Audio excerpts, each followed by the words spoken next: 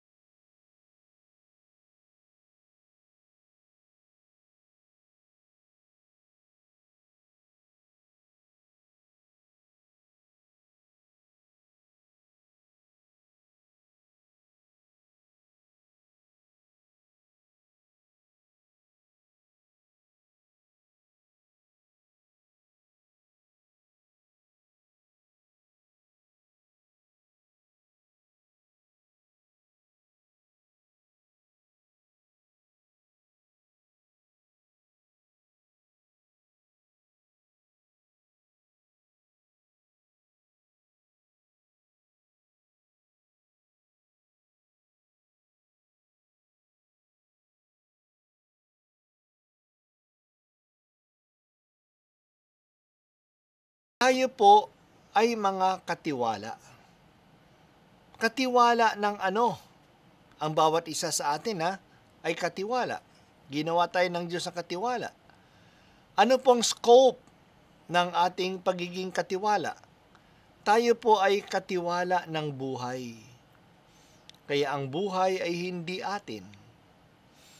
Yan ay hiram natin sa Diyos. Ngunit tayo ang nagsasabuhay noon.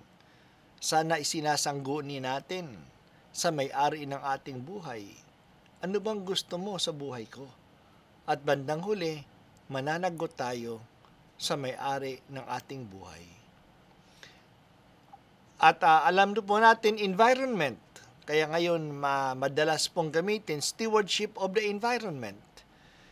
Kaya ang mundo, ang environment ay hindi atin. Ang kagubatan, ang karagatan, ang mga kahayupan ay hindi atin.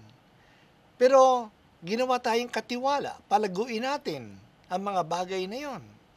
Kaya sana isinasangguni natin sa may-ari, paano ba aalagaan yung mga gubat, yung mga ilog, at mananagot tayo sa bandang huli.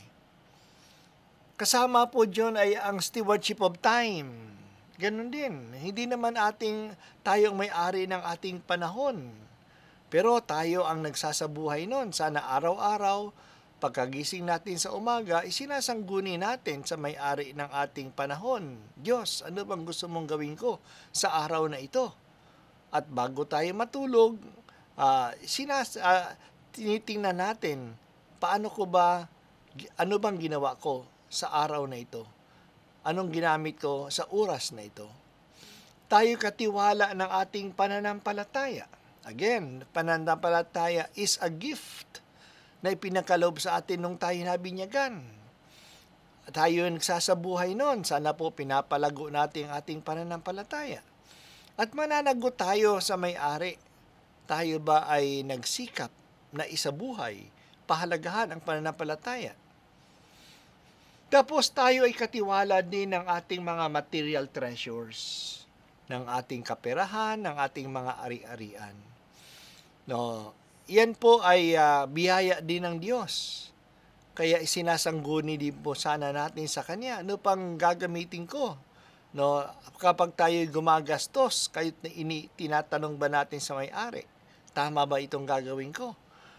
Kahit na iyan ay bunga ng ating pagsisikap, pero tayo'y nagkaroon ng pera dahil sa kalusugan na ibinigay sa atin, dahil sa panahon ibinigay sa atin, dahil sa talentong ibinigay sa atin. Kaya talagay tayo katiwala lamang.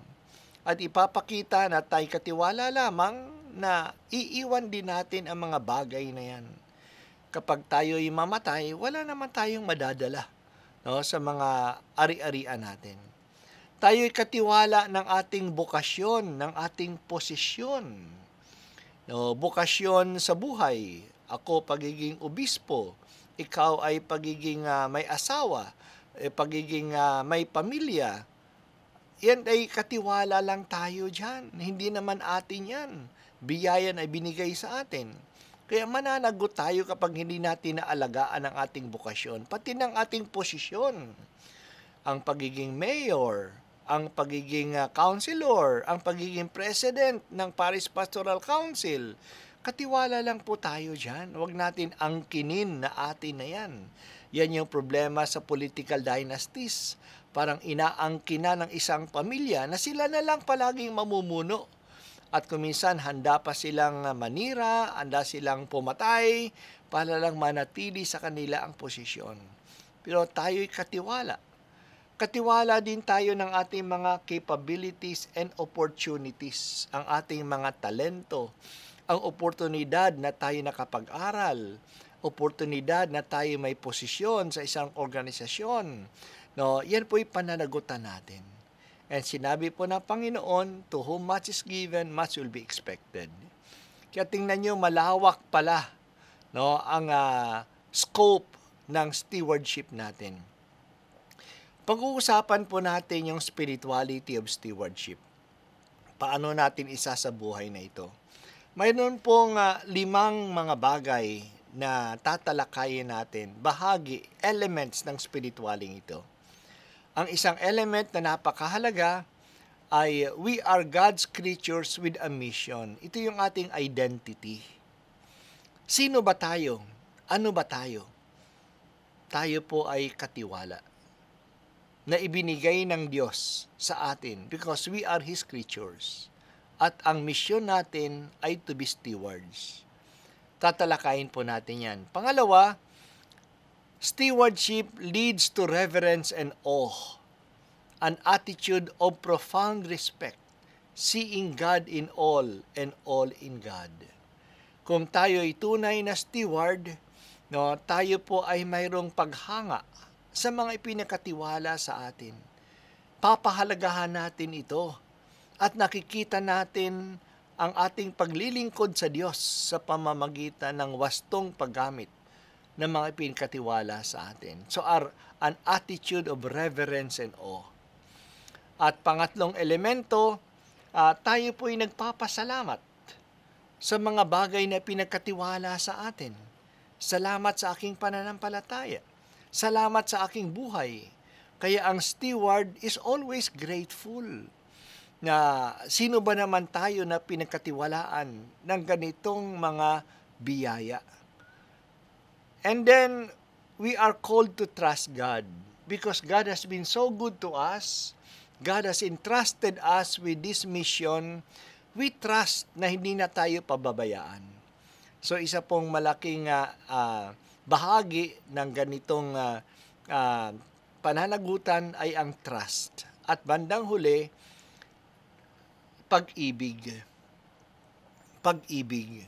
At ang pag-ibig po, yan po'y mayroong mutuality. May two-way street po ang pag-ibig. Kaya yung dynamic of love. We are called to love God and to love above all things. To love God above all things. At ang bahagi ng ating pagmamahal sa Diyos ay ang ating pagsasabuhay ng ating buhay bilang katiwala ng Diyos.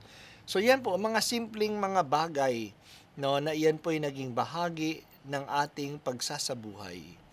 So our identity, reverence and awe, gratitude, trust, and the dynamics of love. Simulan po natin. Una, identity. Sino ba ako bilang tao?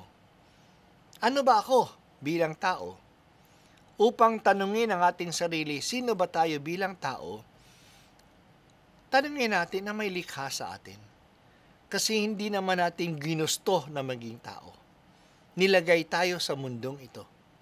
Kaya ano yung layunin na naglagay sa atin? Ano yung layunin na naglikha sa atin? At alam natin, tayong lahat ay nanggaling sa Diyos. Mabuti na lang po, mayroon tayong salita ng Diyos, ang Biblia, na nagsasabi sa atin, ano bang layunin ng Diyos sa tao? Kaya ako bilang tao ng layunin ko.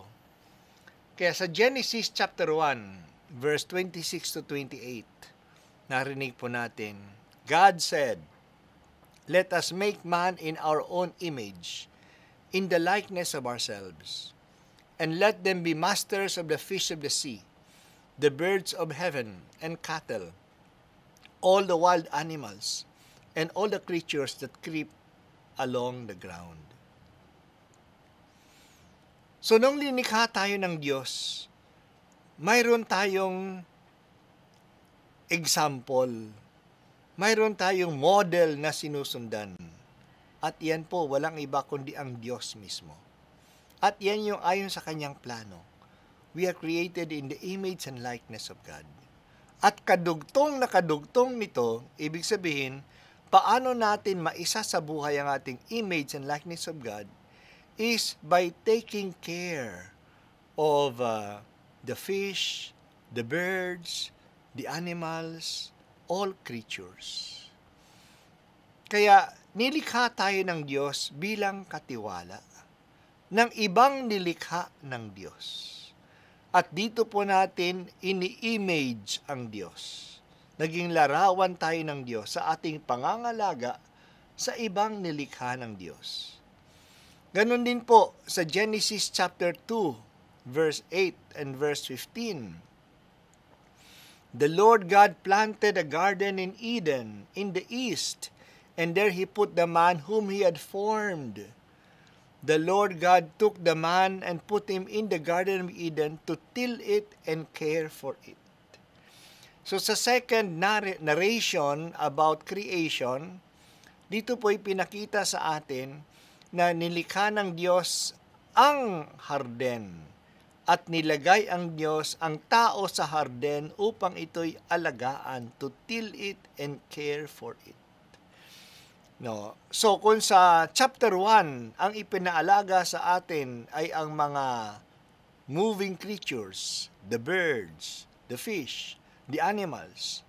Ngayon po, pinakatiwala sa atin sa second chapter ay ang garden, no, na nilikha ng Diyos upang iyan ay alagaan.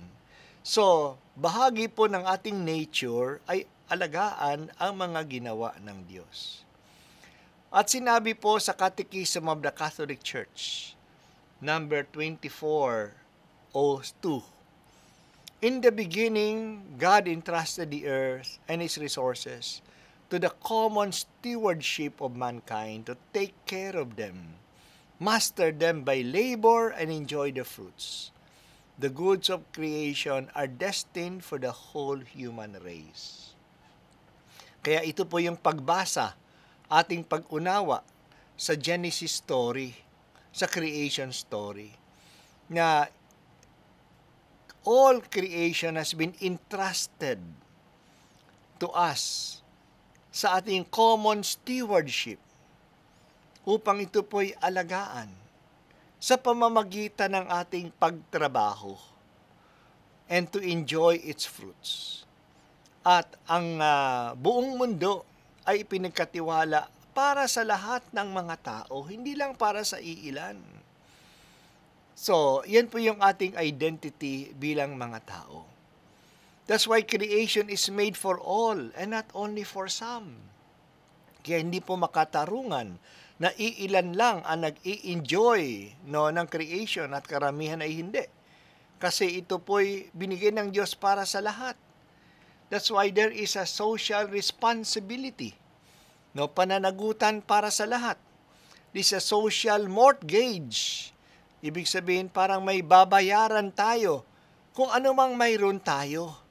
So pinagkatiwala kasi sa atin yan kaya dapat nating bayaran yan sa nagkatiwala sa atin, sa ating paggamit niyan para sa iba. Totoo, mayroon po tayong private property at kinikilala yan ng simbahan. Pero ano bang layunin ng private property?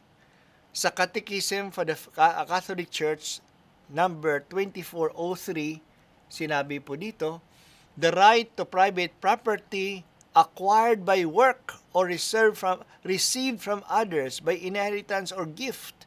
So paano po tayo nagkakaroon ng private property? Sa ating pagsisikap, sa ating pagtatrabaho, nakakabili tayo ng lupa, nakakabili tayo ng sasakyan, or ipinagkatiwala sa atin, pinamana sa atin ang bahay na ito, kaya may tayong private property. So kinikilala yan. Meron tayong karapatan sa private property. Private property does not do away with the original gift of the earth to the whole of mankind. Kahit na may private property, ang lahat ng biyaya ng Diyos ay para sa mga tao. The universal destination of goods remain primordial. Mas nauuna ang universal destination of goods. Ibig sabihin, ang mga bagay sa mundo ay para sa lahat. Even if the promotion of the common good requires respect for the right of private property and exercise. Kaya mayroong private property, pero ang lahat ay para sa buong mundo. Inaalagaan ko ang ibinigay sa akin, hindi lang para sa akin, ngunit para rin sa iba. Kasi alam ko na itong lahat ng ito, kahit na ako ang may-ari, ako ang may titulo, hindi lang ito para sa akin. Yan ay para sa lahat. Yan po sana ang ating pananaw dito sa private property. Kaya pagpatuloy natin sa Catechism for the Filipino Catholics, in his use of things, man should regard the external goods he legitimately owns, not merely as exclusive to himself, but common to others also, in the sense that they can benefit others as well as himself. The ownership of any property makes its holder a steward of providence, with the task of making it fruitful and communicating its fruits to others, first of all to his family. Kaya ito po sinasabi, yung ating identity, that we take care not only for us but also for others. Kaya yung mga may-ari, inaalagaan ko yung lupang ito, ang bahay na ito, ang mga gamit na ito, hindi lang para sa aking gamit, ngunit para rin sa iba. Para sa aking pamilya, para sa aking neighbor, para sa mga nangangailangan. Ako ang nag-aalaga, no? Pero yan ay hindi lang para sa akin. Kasi ang purpose nga ng may-ari is universal destination of the goods of the earth. So, babalik tayo sa ano bang ibig sabihin ng steward. Kaya tayo naging kamay ng providence ng Diyos. Tayo nagiging kamay ng stewardship sa ating pangangalaga nito. Sinabi po ng mga US bishops, may ginawa po silang pastoral letter, Economic Justice for All. At nakalagay po sa sulat na ito, the misuse of the world's resources or appropriation of them by a minority of the world's population betrays the gift of creation, since what belongs to God belongs to all. Kaya yung paggamit ng mga kayamanan ng mundo at napapakinabangan lamang ng iilan at hindi ng lahat, yan po ay betrayal, no, ng gift of creation. Kaya yan ang nangyayari sa mundo. 20% of the world's population uses 80% of the world's resources. Kaya yung mga mayayamang mga bansa, yung US, yung Europe, yung Japan, yung China, sila pong gumagamit, no, 20% lang sila ng buong mundo. Ngunit 80% ng mga resources ng Asia, ng Africa, no, ng South America ay silang gumagamit. Kaya yung the less of the 80%, no, binabahagi lamang nila ang 20%. So hindi po makatarungan yan. Hindi yan ayon sa plano ng Diyos. Because according to Vatican II, Gaudium et Spes, number 29, God intended the earth and all that it contains for the use of every human being and people. Hindi lang po sa ilan, hindi lang sa may kakayahan, sa may pera, sa may technology, ngunit yan po ay para sa lahat. Yan po yung balak ng Diyos.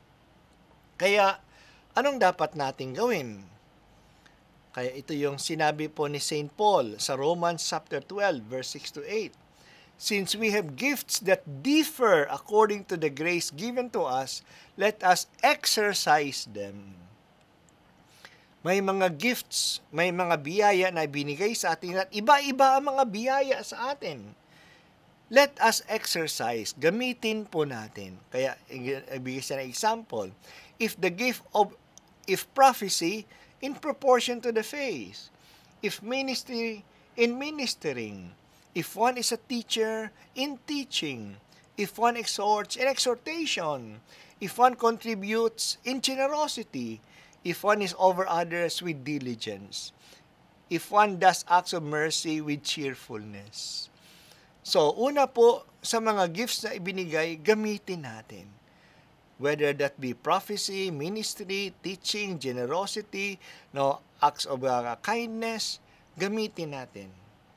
Tapos, may sinabi pa si Peter, 1 Peter chapter 4, verse 10, as each has received a gift, employ it for one another as good stewards of God's varied grace.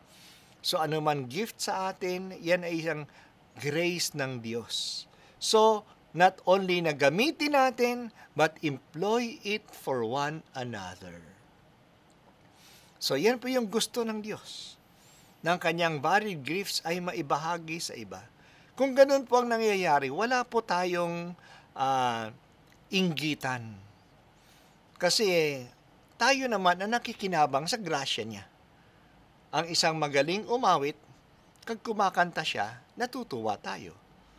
Ang isang magaling ang mayaman, ang kanyang pera ay naibibigay niya rin sa ibang nangangailangan. Hindi lang naman para sa kanyang sarili. So, as God's stewards of His varied gifts.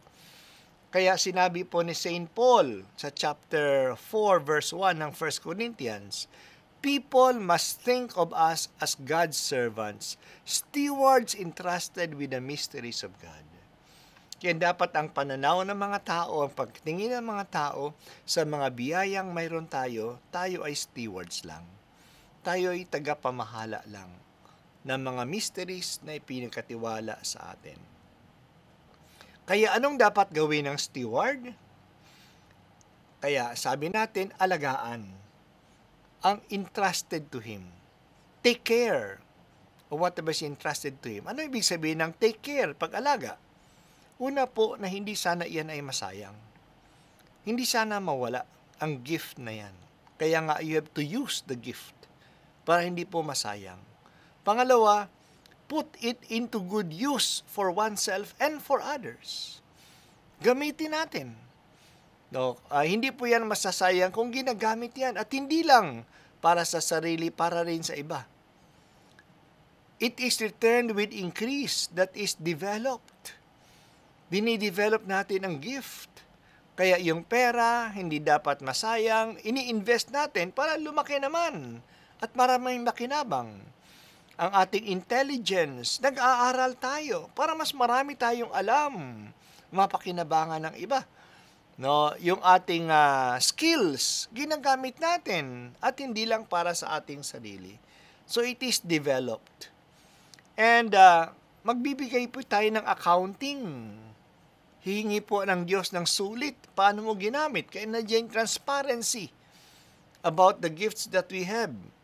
And then, ibigay po natin sa may-ari ang bahagi niya. Ang Diyos ang may-ari. Ibigay natin sa Kanya ang bahagi niya. Kaya magbigay din tayo ng panahon para sa Diyos. Kung ang panahon ay Kanyang biyaya, bakit sabi natin, I have no time for Him? Siya naman may-ari. Kaya dapat magsimba tayo sa araw ng linggo. Magdasal tayo araw-araw. Ibibigay natin sa Diyos ang panahon natin. Ang pera natin, galing naman sa Kanya yan. Hindi ba tayo pwede mag-tithing, mag-contribute? No? Kasi para naman galing naman sa Kanya yan. Ang ating buhay, bahagi niyan ay ibibigay natin sa pagsiserve. Ang ating kaalaman, nakapag-aral ako, sana naman maibahagi natin kaalaman para din sa iba. So, give to the owner, no? Kasi siya po ang may-ari. No? So, yan po yung una, no? The concept of who we are, identity as stewards. Pangalawa, sabi natin, ang element ng spirituality is we regard God's gifts with awe and respect. No? Pinapahalagahan natin. Nakikita natin ang kahalagahan yan. Sinabi po sa aklat ni Sirach, chapter 42, verse 22 to 25. Ito po'y paghanga niya sa nilikha ng Diyos. How desirable are all His works. How sparkling they are to see. All these things live and remain forever. Each creature is preserved to meet a particular need. All things come in pairs, one opposite with the other. And He has made nothing incomplete. It supplements the virtues of the others. Who could ever tire of seeing His glory? No, sa pagmamasid niya po sa nilikha ng Diyos, talaga nagtataka siya. Ang galing-galing ng Diyos. Pati ang mga bagay ay ginawa niya na magkasama. Ang tao ay lalaki at babae. They complement each other. They complete each other. No, ganun din po yung mga tanim, yung mga kahayupan, yung mga isda. No, talaga ang dami ng Kanyang ginawa. Ang ganda-ganda ng Kanyang ginawa. Sana mayroon po tayong ganyang paghanga. At nakalagay din po sa Bible, Psalm 139, verse 13 to 14, isang salmong paghanga tungkol sa buhay ng tao. Sabi po dito, For it was you who formed my inward parts. You knit me together in my mother's womb. I praise you, for I am fearfully, wonderfully made. Wonderful are your works. That I know very well. Kaya sa pagtingin ng psalmist sa kanyang buhay, paano siya nilikha ng Diyos, paano siya hinubog ng Diyos at siya ng kanyang nanay, no, talagang humanga siya. I am fearfully, wonderfully made. Kaya kung mayroon po tayong ganyang paghanga, masasayahan tayo sa nilikha ng Diyos, kasama po ng buhay natin.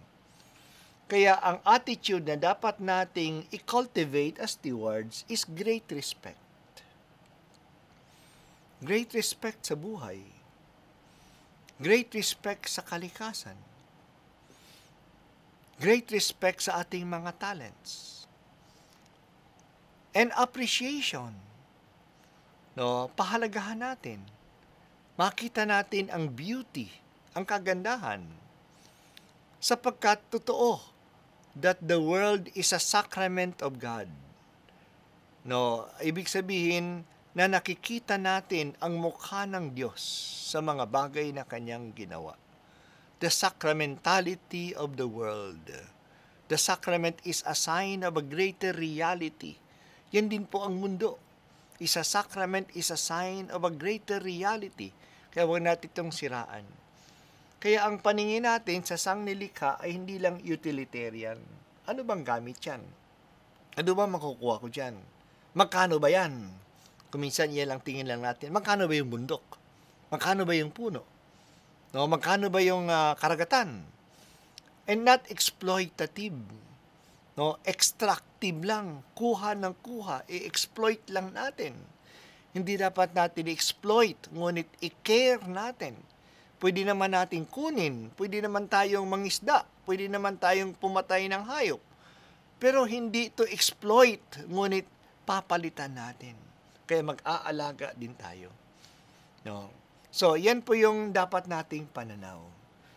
And that idea of appreciation and awe leads to gratitude. Kaya talaga ang buhay Kristiyano ay buhay ng pasasalamat. Ang ganda ng iyong ibinigay. Salamat po, salamat.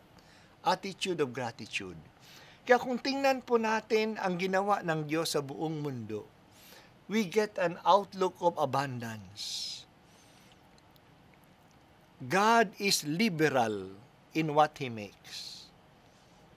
Ang daming klaseng mga flowers, mga seeds, ang daming klaseng isda, ang daming klaseng mga insect, ang daming colors. Ang sunset ay hindi pare-pareho, kada araw iba ang sunset. Kuminsan po sa aking pagta-travel, napapapunta ako sa mga airports, no, sa iba't ibang mga bansa. Isa pong tinitinan ko sa airport, lalong-lalo international airport, ay tingnan po yung mga tao. Yung mga mukha ng tao, ako po'y nagmamangha. Iba-ibang klaseng tao, iba-ibang kulay, iba-ibang hugis ng ilong, ibang-ibang hugis ng mukha, no? Iba'y matangkad, iba'y maliit, no? Iba-ibang languages ang kanilang sinasabi. No, talagang ang Diyos ay liberal, no, sa kanyang paggawa. No, talagang siya'y mapagbigay. Walang dalawang taong magkapareho. No, sa bilyon-bilyon ng mga tao, walang Xerox copy diyan. No, lahat yan ay iiba. And we have also many gifts given by God na libre. Libre yung hangin. Libre yung sunlight. No, libre yung pag-ibig. Libre yung freedom. May isang tao na medyo matanda na nagkasakit. Kaya siya ay nasa ospital at nilagyan siya ng oxygen para siya ay makahinga ng mas mabuti. Pagkat gumaling siya, pagkagaling niya, magbabayad na siya. At nakita niya yung bill niya sa oxygen na kanyang ginamit. Napaiyak siya. At sabi po sa accounting, baka po wala kayong pera, pwede naman tayong humingi ng discount. Akala niya, umiyak siya kasi ang taas ang babayaran niya. Ngunit sabi niya po, may pera naman ako, no? Pero napaiyak ako. Ito pa yung halaga pala ng hangin na kay aking babayaran. Buong buhay ko, humihinga ako. Hindi ko nabigyang halaga ang hangin na aking nilalanghap.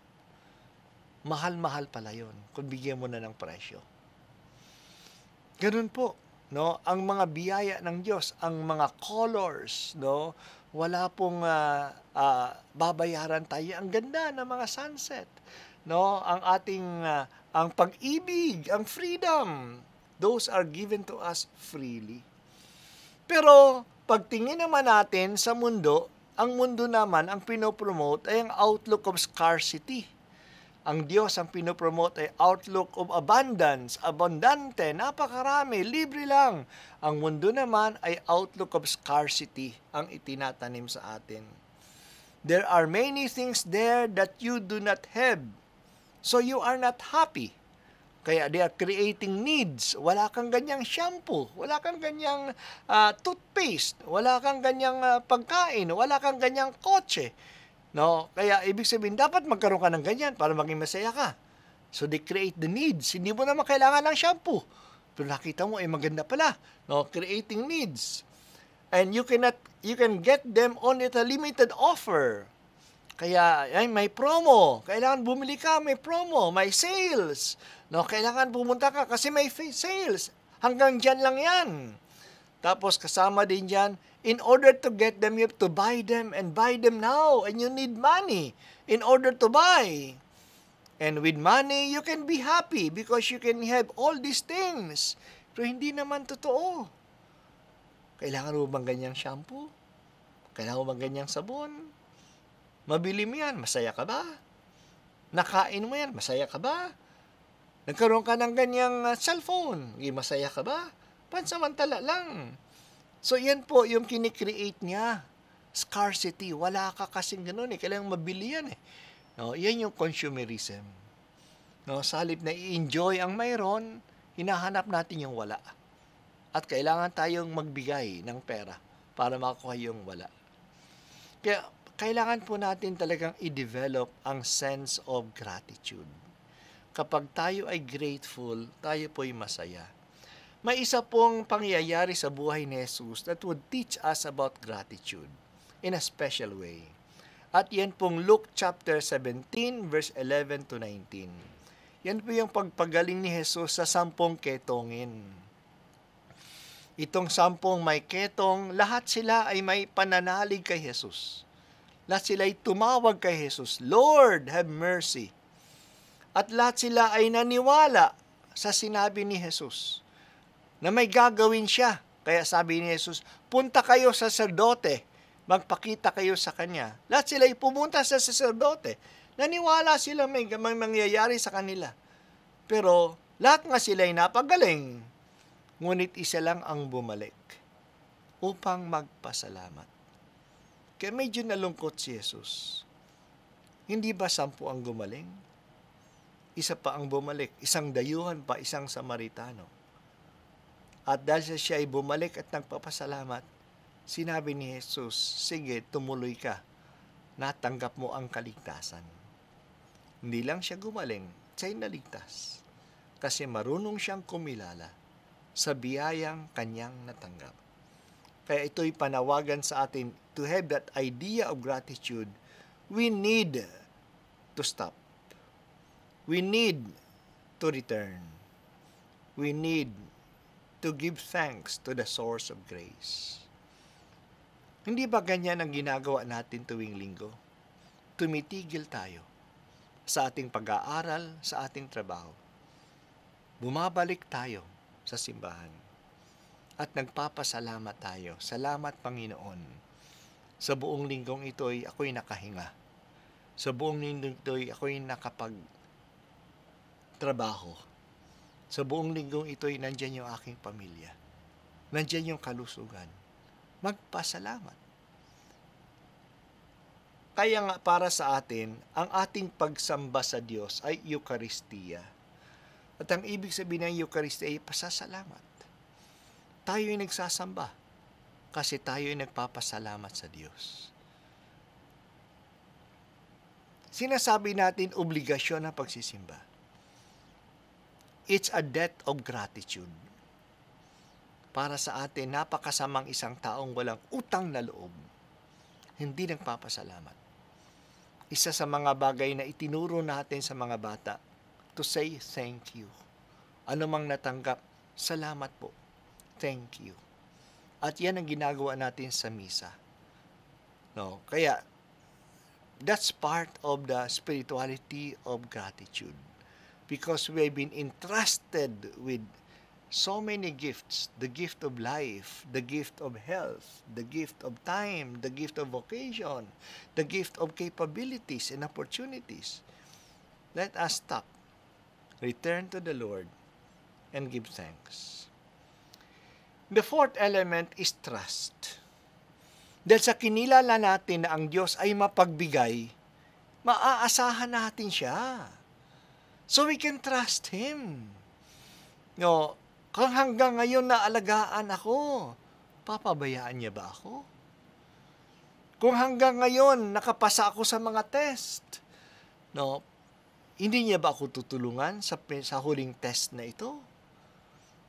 Kung hanggang ngayon nakayanan ko, iiwan niya na lang ba ako? So recognizing the gift make us become more trusting in God who is really always generous to us. Sa Old Testament, may sinabi po si Moises sa mga tao. Sa Leviticus 23 verse 10, sabi ng Diyos, "Speak to the Israelites and tell them, when you come into the land which I am giving you and reap your harvest, you shall bring a sift of first fruits of your harvest to the priest." So, kapag nag-ani na kayo sa lupang ibibigay ng Diyos sa inyo, ang unang ani ay ibibigay nyo sa Diyos. Ganun po, sinabi din sa kanila. Ang unang anak ng baka, ng kambing, ay iaalay nyo sa Diyos. Give the first fruits. Give the firstborn. Ito po'y tanda ng tiwala. Binibigay ko sa Diyos kasi umaasa ako, bibigyan niya pa ako. Kaya ang unang biyaya ay para sa Diyos. God will not fail us. No, kaya nga sila magbigay kayo sa Diyos, siksik, liglig, nag-uumapaw pa. Ang ibabalik niya sa inyo. So, kung tayo'y mapagbigay sa ating kapwa, papabayaan ba tayo ng Diyos? Kung tayo nagbibigay ng oras sa pagdadasal, sa pagsisimba, papabayaan niya ba tayo? Ba't umaasa lang tayo sa ating sarili? So we also become generous with the things that has been entrusted to us. Sa bagay, hindi naman akin yan. Sa Panginoon naman yan.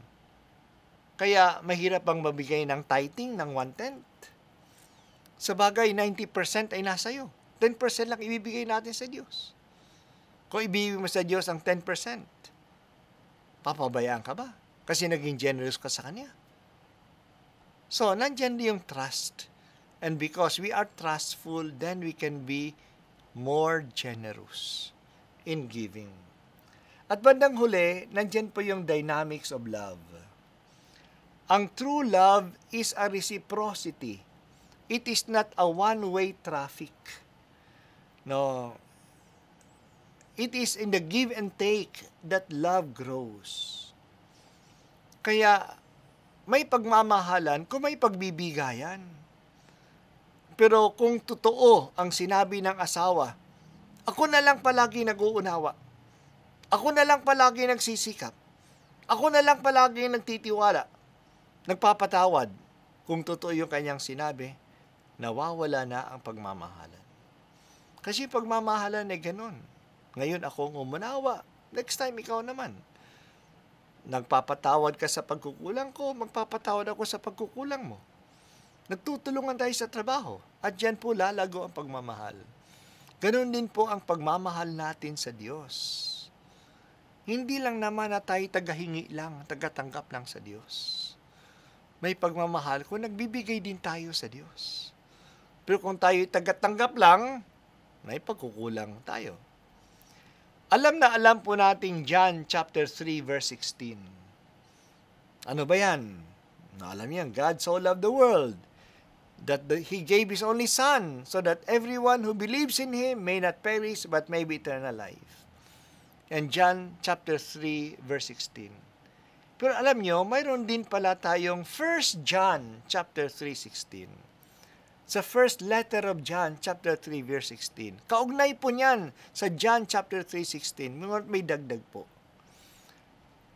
Anong nakalagay sa 1 John chapter 3 verse 16? We know love by this, that He laid down His life for us. God so loved the world that He gave His only Son, so that we may not perish. He laid down His life for us, and we ought to lay down our lives for one another. Yan na po yung ating tugon. Dahil sa ibinigay niya ang kanyang buhay sa atin, tayo rin sana ay marunong magbigay ng buhay para sa ating kapwa. So may reciprocity, two-way traffic. Yan ba yung napakinggan natin sa 1 John chapter 4 verse 10? In this is love, not that we loved God, but that He loved us and sent His Son to be atoning sacrifice for our sins. Ang pag-ibig ay una sa lahat, pag-ibig ng Diyos sa atin. At alam natin na may pagmamahal ang Diyos, iminigay niya ang kanyang bugtong na anak upang tayo maligtas. Kung ganyan yung pagmamahal, beloved, since God loved us so much, we ought to love one another. Because God loved us so much, ganun lang pag-ibig ng Diyos, we should love one another. Kaya, yan po. Kaya nga, ang stewardship ay nag-promote ng generosity. Kung gusto kong lumago ang aking pag-ibig sa Diyos, dapat akong tumulong sa ating kapwa. Kaya sinabi sa atin ni St. Paul sa 2 Corinthians verse 9, chapter 9 verse 7 to 8, each of you must give as you have made up your mind, not reluctantly or under compulsion, for God loves a cheerful giver. God is able to provide you with every blessing in abundance. Talagang kaya ng Diyos na kayo'y bigyan in abundance, kasi abundance naman ang pagbibigay ng Diyos. Bakit? So that you may always have enough of everything, para ikay magkaroon ng enough, and you may share abundantly in every good work. Abundance na natanggap mo, abundant din sana ang paggagawa mo ng kabutihan. You will have enough for yourself. Hindi sobra, pero abundant sana pagbibigay mo sa iyong kapwa. Kaya you decide.